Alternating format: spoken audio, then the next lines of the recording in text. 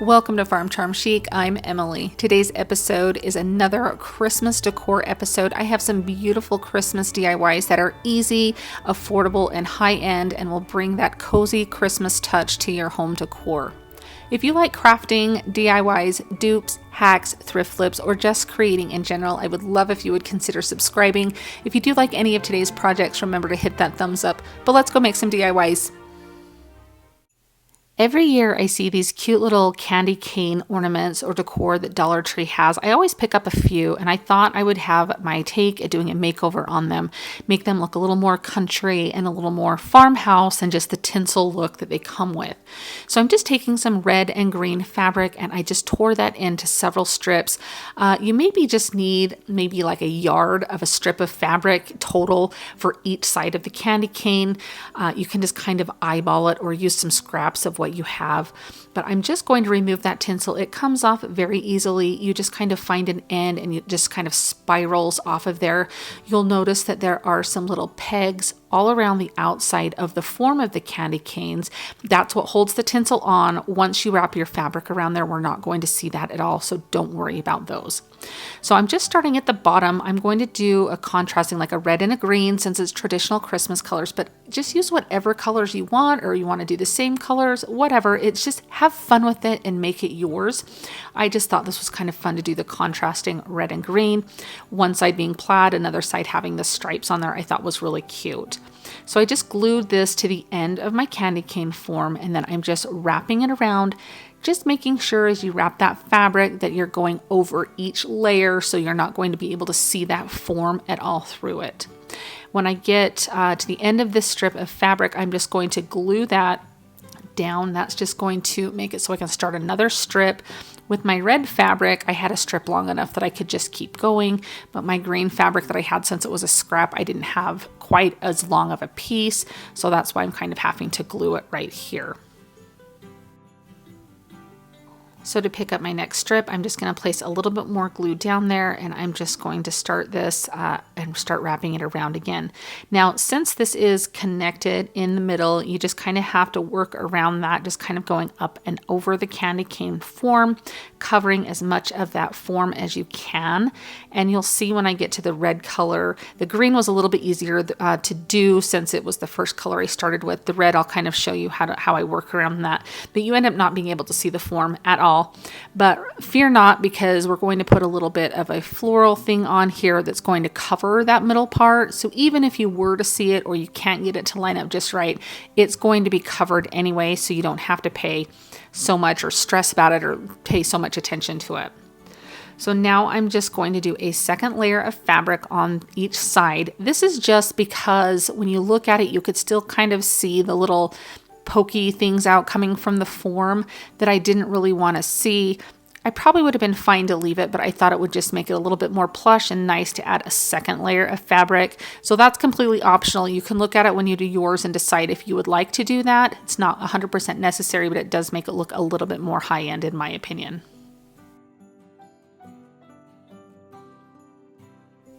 So now I'm starting on that red side of the candy cane, and I'm doing the same, just starting at the base. You could start at the top, I guess, if you wanted. I just found it easier to start at the base and just wrapping that around. I really love this red striped fabric because it really kind of mimicked the candy cane, so I was really pleased with how it turned out. Now you can see I'm at that middle part of the form here, so I'm just going to place some glue down so that will hold it in place right there. And I'm kind of just going to pinch it with my thumb, and just obviously don't burn yourself. If you need to use finger protectors, do that. But I'm just holding it down for that to dry and solidify a little bit. And then I will just stretch that fabric up over the top of that candy cane form and kind of start wrapping it that way, just making sure that I can go back over if I need to cover up any of that form showing through.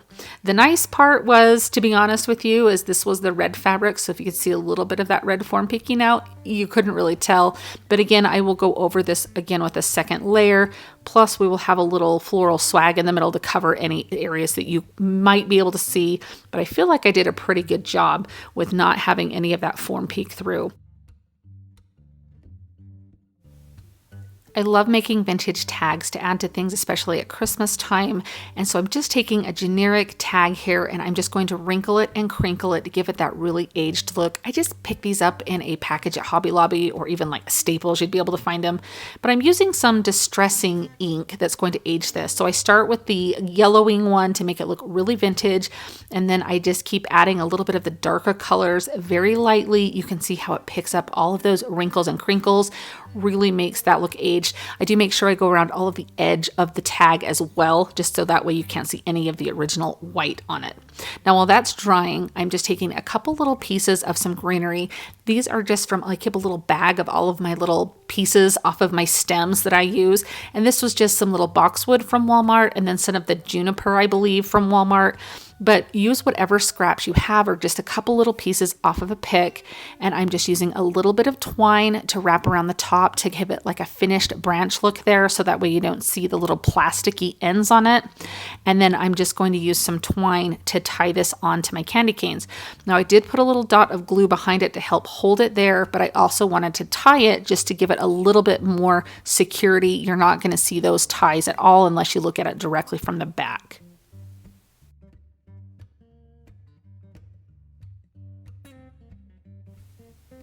When I turn this over, I'm just going to fluff up that greenery and make sure that it looks nice and centered, kind of get it positioned. If you need to add a little bit more glue behind some of your leaves to help them stay where you want, go ahead and do that. Now I'm using my Dollar Tree alphabet stamps here to have this little tag say candy canes. My friend Linda always uses her click stamps from Amazon, and every time I pull out my Dollar Tree stamps, I'm so jealous. I need to save up and buy some of those. The Dollar Tree stamps work well, but they are very tedious to use. So just a fair warning, but they definitely get the job done. So I just tied that tag on there, and then I have this little plaid ribbon here. This was given to me on a gift from years ago that I've just kind of been hanging on to, and I loved the really vintage feel. I love that it's kind of a red plaid since I had the red stripe on the candy cane. I thought it contrasted really well and kind of brought home that vintage look. Now I just tied a loop with some twine and glued that onto the back and let that dry really well so I could use this as an ornament to hang. That's totally optional. It would be even cute hanging off like your China hutch door or something like that. I just think this turned out so beautiful. Definitely an upgrade from that Dollar Tree tinsel. I feel like it's a great form that's underneath there, and you can definitely let your creativity fly with this and make it your own to match your home. What do you guys think of this?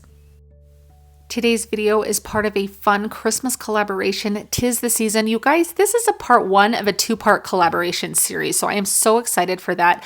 I'm joined by Wendy from White Sparrow Living, Luke 12:6, Linda from Linda's DIY by Design, and Patty from Patty J. Good. And they are all such amazing creators, and they also have some beautiful Christmas DIYs for you.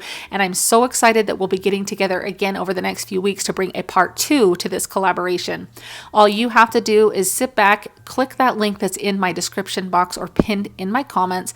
It will take you right over to the playlist where you can see all of our beautiful Christmas creations that we have for you. So grab a cup of hot cocoa, a nice blanket, curl up, and watch some fun Christmas DIYs. I've seen a lot of these really beautiful woodland almost Christmas trees to be used for display, like tabletop Christmas trees, and I wanted to try and create my own. And I'm just using, this is just some of the reindeer moss that I'm going to cut up into some really small pieces. I'm just using a cookie sheet here to kind of contain the mess.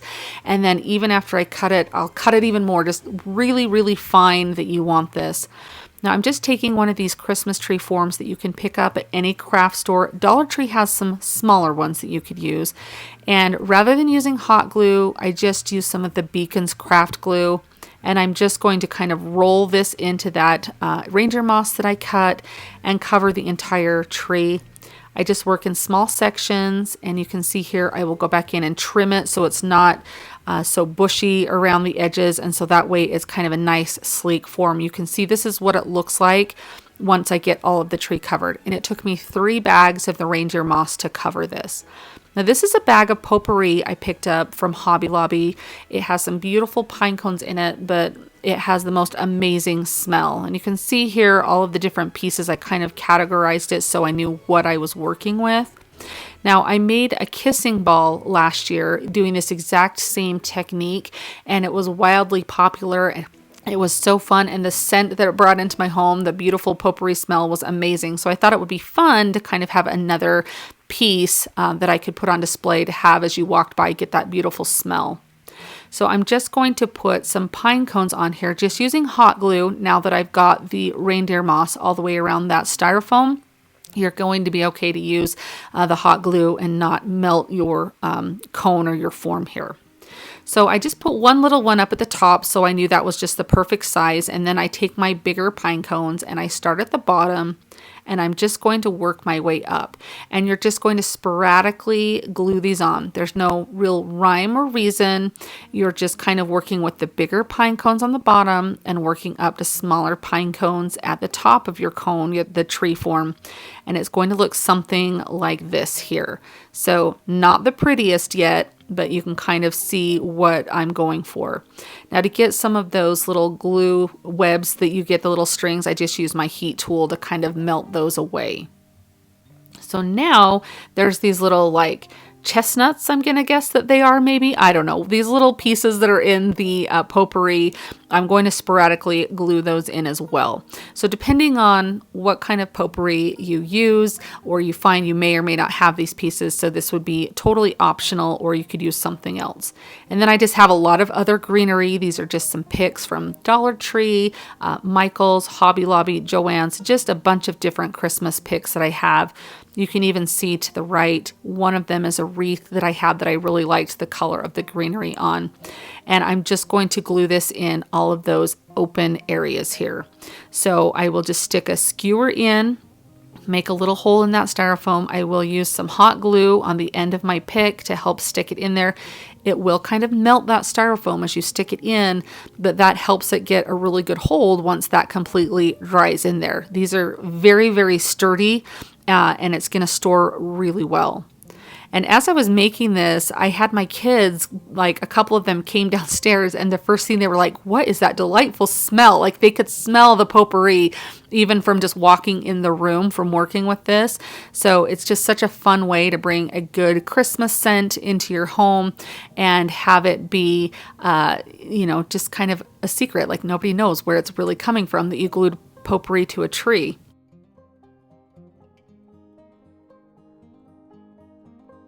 Every once in a while, go ahead and set your tree up and kind of spin it around, look at it from different angles and see if you've got any holes anywhere, and just make sure that you're keeping that traditional like triangle shape of the tree so that you're putting your bigger pieces of greenery at the bottom. And as you work your way up to the top, they're gradually getting shorter and smaller. So that way you just keep and you don't compromise the form of that tree. So you keep that shape. And I just kind of will spin this around and look at it. You can see down to the right, I cut some of my pieces really small to stick in there, but you can make this as full as you want, which I suggest doing because it's absolutely beautiful, the fuller that these are.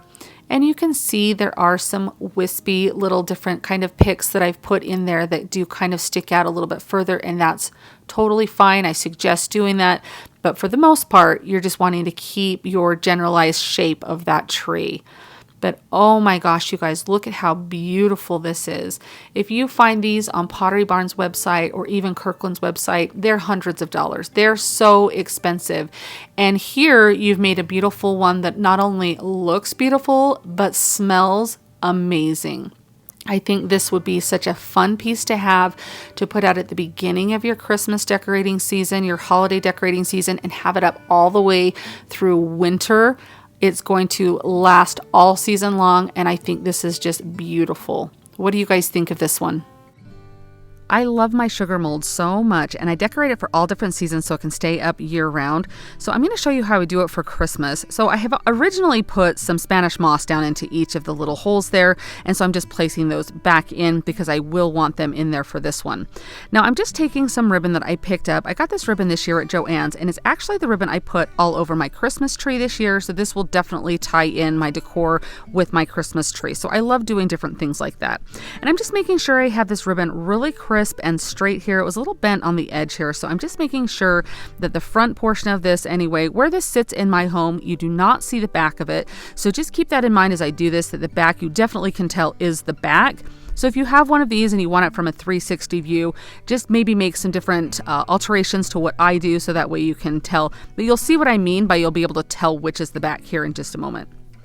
Now I'm just putting the glue on here so I can fold this ribbon over to make it look as clean as possible. Even though the back is going to be against a wall so you will not see it, I still want to do my best to make it look as clean as possible. So I'm just putting some hot glue and folding the edge of the ribbon over. Now I've had a few of you ask me like what makes this a sugar mold or what is a sugar mold, and the best research that I can find is that it's what bakers used to keep like their brown sugar in to store it. So like a lot of like cake makers and stuff. So that's the most information that I've been able to find. I did place glue on the back to hold that ribbon in place, and then since this is at an angle, it's thicker at the top than it is the bottom. It kind of gradually shrinks in size.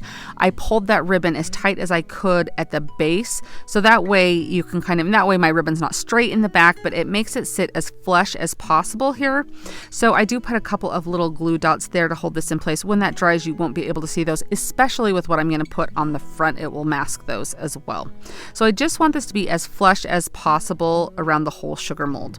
Now I have these rusted jingle bells. I picked these up at JoAnns and I thought they were really cute and would be the perfect addition. They do blend in a little bit on camera here. You can't see them as well as you can in person, but it is just kind of a different visual element to add. So you could use anything that you have or skip this at all. I just like adding a little extra touch, a little embellishment. Let's plus the item a little bit and have it be that little extra go over the top. I really think that makes your pieces look high end. Now you can kind of see how those jingle bells are there. You could place them down further over the ribbon, but I found this darling ornament here that says joy, and I'm just going to unscrew the little eye hook out of this so it takes it from an ornament to just a little decoration piece here. I'm just going to eyeball where I'm placing it to make sure that is exactly where I want to put it. Now, since I decorate my sugar mold for different seasons, I like to add the ribbon as a base because I glue my things to the ribbon and not to the sugar mold. It is wood and it's like a waxed wood, so you're able to kind of peel off the hot glue if hot glue does get on it, like where I put a couple glue dots underneath the ribbon. But I like to glue most of my stuff to the ribbon so that way when I change it out for different seasons, it just comes right off when I take that ribbon apart and all of my little embellishments come right off. And those bells, I would just unscrew the wire in the back to take those off. Now these trees came from Walmart and I picked up 3 of them, and I'm just taking off the little burlap sacks. They didn't fit well in my sugar mold. I tried them with and without the Spanish moss and everything, and I did not love the height that was giving, so that's why I decided to remove them.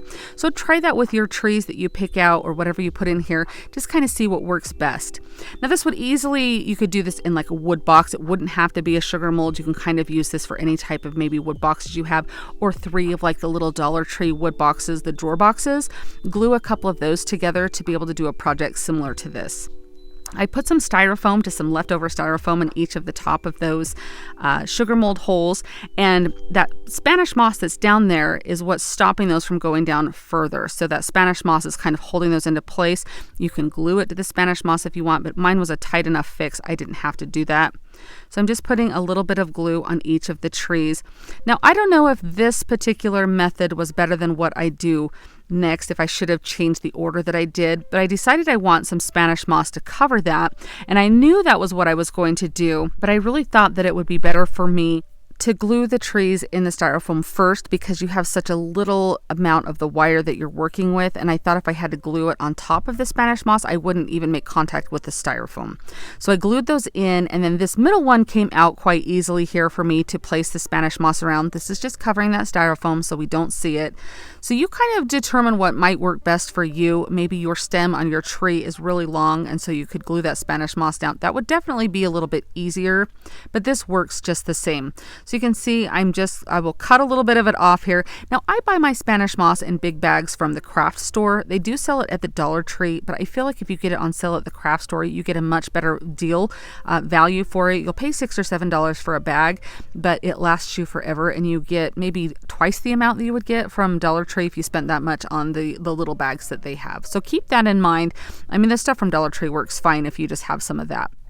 Now for the rest of these trees, the other 2, I'm just going to leave them in place and hold up the bristles of the brush tree there, and you can see it exposes that styrofoam, and I will just be able to slip some of that Spanish moss in, and I will just go 360 all the way around those trees to make sure it is covered really, really well. The Spanish moss kind of can get a little out of control, so just give it a little haircut with your scissors or snip some back. I think it's kind of fun and rustic to have some of the pieces kind of coming out, but you don't want it to be too over the top, so I'm just going to kind of trim it back a little bit, but I really like the rustic look of it, kind of looking a little shaggy. Now I could have left it with just the 3 trees and it would have been beautiful that way, but I had some littler trees that matched these bigger ones, 2 of them, and so I thought it would be kind of fun to add those in, and it's just kind of a space filler, so it kind of is a matter of personal preference. But overall, I'm so excited to have this out, and really, I feel like this could go all the way through January. It's not specific Christmas. I mean, it's got the colors. It has the joy ornament on there, but it's not over the top Christmas. So I think it is something, one of those pieces you could leave out all through winter. What do you guys think? Is this something I could leave out all winter? Let me know what you think. But overall, I think it turns out beautiful. I'll try and leave a link for a sugar mold down in my description box to see. They had sold out on Amazon at one time, but maybe they're back in stock and I will place them there. So if you want to invest in one, you definitely can, because they're so fun to switch up for different seasons.